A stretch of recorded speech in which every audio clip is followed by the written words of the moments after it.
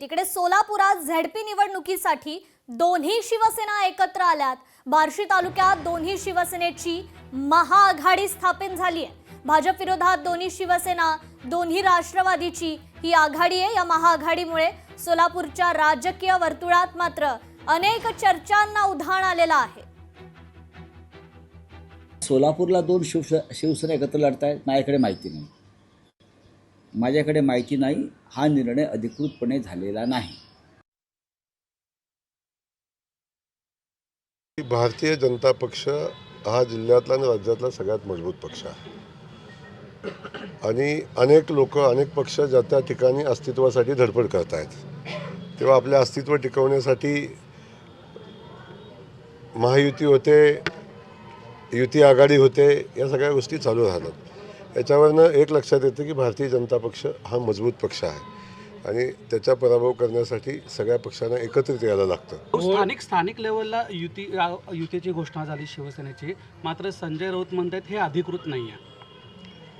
आता ते काय युती झाली आणि राऊतांना काय अधिकृत वाटतं ते त्यांनाच विचारा, मी काय सांगणार। भाजपची भीती नाही आहे तर भाजपच्या अनुषंगानं जे EVM मशीन्स, प्रशासन आणि त्याचप्रमाणे RO निवडणूक काळामध्ये आपण बघितले की ते अधिकाऱ्यांच्या मार्फत त्यांनी मोठ्या प्रमाणामध्ये पूर्ण निवडणूक खिशात घालायचा प्रयत्न जो झाला आहे त्याची भीती असेल कदाचित।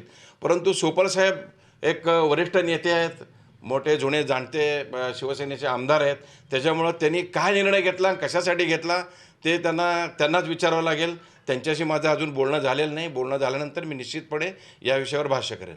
नगरपरिषदांच्या निवडणुकांच्या मध्ये सुद्धा कोकणामध्ये दोन्ही शिवसेना ह्या एकत्र येऊन लढलेल्या होत्या। आजही बार्शीमध्ये जर सोपल साहेबांच्या सारख्या ज्येष्ठ नेत्यांनी हा निर्णय घेतला तर नक्कीच आमच्या पक्षातले वरिष्ठ पदाधिकारी या संदर्भातली माहिती घेतील। परंतु या माध्यमातून आपल्याला फक्त एक लक्षात येतं आहे की आज महफिल किसी की भी हो लेकिन चर्चा सिर्फ एकनाथ शिंदे साहेब की आहे।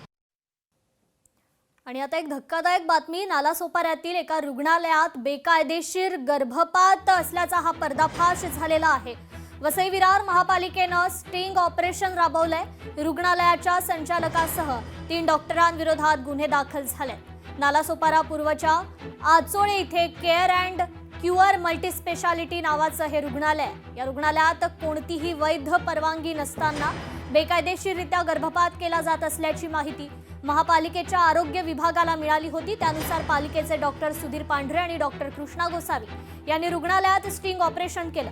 या प्रकरणी रुग्णालयाचा संचालक डॉक्टर चंद्रकांत शंभूनाथ मिश्रा, अरुण शुक्ला तसेच कुशल क्लिनिकचा डॉक्टर संजीव सिंग यांच्या विरोधात आचोळे पोलीस ठाण्यात गुन्हे दाखल करण्यात आलेले आहेत।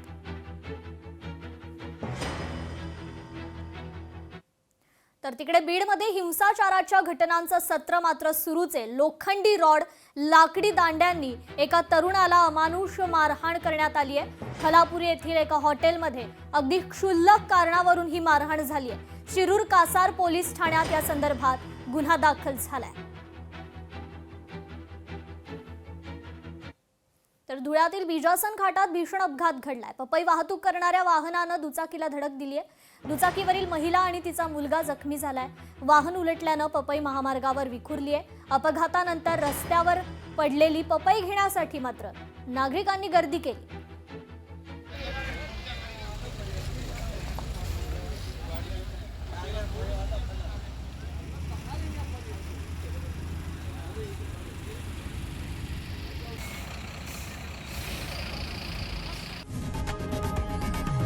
लोकशाही मराठी ऐका, पहा, जागरूक रहा।